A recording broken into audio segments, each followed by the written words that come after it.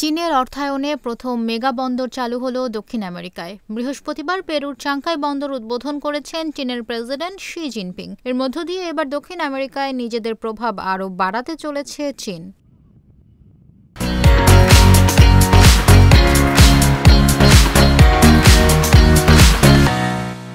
আর এতে করে আমেরিকার প্রভাব সেখানে কমতে পারে বলে মনে করছেন বিশ্লেষকরা। চীনের বেল্ট অ্যান্ড রোড ইনিশিয়েটিভের অংশ হিসেবে তৈরি বিশাল এই বন্দর লাতিন আমেরিকা ও এশিয়ার মধ্যে বাণিজ্যকে নতুন উচ্চতায় নিয়ে যাবে বলে আশা করা হচ্ছে।